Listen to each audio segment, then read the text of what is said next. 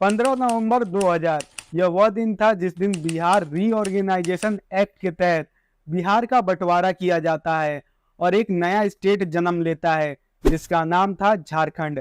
झारखंड का मतलब होता है लैंड ऑफ फॉरेस्ट, एक ऐसा राज्य जहां पर भारत का 40% मिनरल और 29% कोल होने के बावजूद भी यहाँ की 40% से ज्यादा की आबादी गरीबी रेखा के नीचे रहती है और इसका जिम्मेदार बिहार को माना जाता है, क्योंकि झारखंड ने जितना भी डेवलपमेंट देखा है वह बिहार से अलग होने के बाद ही देखा है। पर आखिर यह बंटवारा हुआ ही क्यों, इस बंटवारे की बुनियाद कब डाली गई थी और इस बंटवारे से किसको क्या क्या फायदा हुआ, यह सब आज हम इस वीडियो में जानने की कोशिश करेंगे। झारखंड बिहार से 2000 में अलग हुआ था, पर झारखंड बनाने का आइडिया कोई नया नहीं था। आजादी से पहले 1913 में हजारीबाग के सेंट कोलंबस कॉलेज के एक स्टूडेंट ने पहली बार झारखंड का आइडिया सबके सामने रखा था, जिसके बाद एक बहुत ही प्रोमिनेंट इंडिविजुअल ने भी झारखंड स्टेट की डिमांड की और इनका नाम था जयपाल सिंह मुंडा।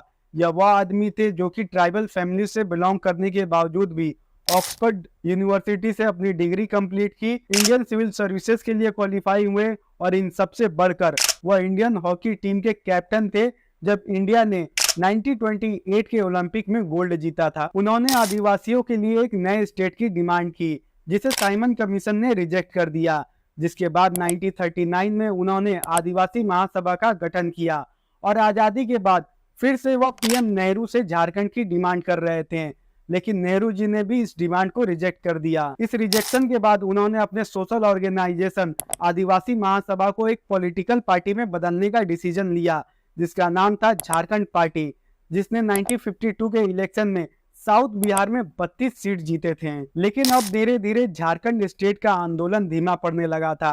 कांग्रेस ने इस आंदोलन को दबाने के लिए 1962 में बिहार में विनोदानंद झा के सरकार में जयपाल सिंह मुंडा को एक मिनिस्टर बना दिया और अगले साल ही यानी 1963 में कांग्रेस ने उन्हें एक हायर पोजीशन भी ऑफर किया, जिसके बाद यह आंदोलन पूरे तरीके से सुस्त पड़ गया। लेकिन इस आंदोलन को फिर से रीइग्नाइट करते हैं जयपाल सिंह मुंडा के ही एक स्टूडेंट जिनका नाम था शिबू सोरेन। शुरुआत में वह लालू यादव के साथ मिलकर इलेक्शन लड़ते हैं, क्योंकि लालू यादव ने उन्हें वादा किया था कि वह झारखंड एक सेपरेट स्टेट की डिमांड का वादा पूरा करेंगे। लेकिन सरकार बनते ही लालू यादव पलट गए और उन्होंने एक स्टेटमेंट दिया कि बिहार और झारखंड सिर्फ उनके लाश पर ही अलग हो सकते हैं, जिसके बाद जाहिर सी बात है शिबू सोरेन की पार्टी झारखंड मुक्ति मोर्चा लालू यादव जी का साथ छोड़ देती है। लेकिन फिर भी लालू यादव जी का सरकार चलता रहता है। लेकिन फिर एक टर्निंग पॉइंट आता है 2000 में, जब इलेक्शन में किसी भी सिंगल पार्टी को मेजोरिटी नहीं आती, जिसमें आरजेडी सबसे बड़ी पार्टी बनती है। लेकिन सरकार बनाने के लिए आरजेडी को गठबंधन की जरूरत पड़ती है। जेएमएम जिसके पास 12 सीटें थी वो पहले ही इस ऑफर को रिजेक्ट कर देती है, जिसके बाद आरजेडी कांग्रेस के पास जाती है और कांग्रेस गठबंधन के लिए मान भी जाती है, लेकिन एक शर्त पर, और वह था झारखंड बनाने का डिमांड, जिसे लालू यादव एक्सेप्ट कर लेते हैं और 15 नवंबर 2000 को भारत को एक नया राज्य मिलता है जिसका नाम था झारखंड। लेकिन अब यह सवाल आता है कि क्यों बिहार के अंदर ही कुछ लोग सेपरेट स्टेट की डिमांड कर रहे थे। तो इसके पीछे जयपाल सिंह मुंडा, जिन्होंने सबसे पहली बार आदिवासियों के लिए सेपरेट स्टेट की डिमांड की थी, वह दो रीजन बताते थे, भाषा और संस्कृति। क्योंकि जहां आज के बिहार में भोजपुरी, अंगिका और मैथिली जैसी भाषाओं का चलन है, वहीं पर झारखंड में संतली, कुकुक और मुंडारा जैसी भाषाओं का चलन है। इसके साथ ही बिहार में सिर्फ 1% आदिवासी रहते हैं और वहीं पर झारखंड में 24% से भी ज्यादा आदिवासी निवास करते हैं, जिसकी वजह से एक ह्यूज कल्चरल डिफरेंस भी दिखता है। झारखंड स्टेट की डिमांड को ट्राइबल कम्युनिटीज से भी शुरू से ही बहुत ही ज्यादा सपोर्ट मिला था,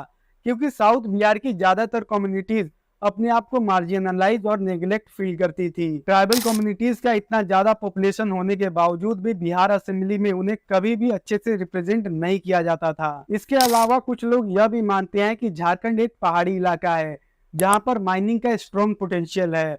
वही बिहार नदियों वाला इलाका है, जिसके वजह से यह एग्रीकल्चर के लिए सुटेबल है। अब इस वजह से गवर्नमेंट को अनडिवाइडेड बिहार के लिए पॉलिसीज बनाने में बहुत ही ज्यादा दिक्कत हुआ करती थी, जिसके वजह से भी यह सेपरेशन जरूरी था, जिससे गवर्नेंस को इजी बनाया जा सके। लेकिन क्या सेपरेशन होने के बाद सच में गवर्नेंस सही हुआ? तो उसका जवाब है नहीं। सेपरेशन के बाद भले ही इन दोनों स्टेट ने ग्रोथ देखा हो, लेकिन फिर भी इन दोनों स्टेट की जनता गरीबी में फंसी हुई है। एजुकेशन और इंफ्रास्ट्रक्चर के मामले में भी यह दोनों ही स्टेट भारत के बाकी स्टेट के मुकाबले बहुत ही ज्यादा पीछे हैं। सेपरेशन से भले ही ग्रोथ दिख रहा हो, लेकिन यह ग्रोथ सेपरेशन की कीमत अदा नहीं कर पाता। मेरे ख्याल से सेपरेशन के जगह पर बिहार सरकार को गुड गवर्नेंस पर ध्यान देना चाहिए था, जिससे ट्राइबल कम्युनिटीज का विश्वास जीता जा सकता था और इस सेपरेशन को टाला जा सकता था, जिससे बिहार को इतना ह्यूज रेवेन्यू मनी गंवाना नहीं पड़ता। खैर, यह मेरा ओपिनियन था सेपरेशन को लेकर। आप क्या सोचते हैं, बिहार का बंटवारा सही डिसीजन था या नहीं? हमें कमेंट बॉक्स में जरूर बताएं।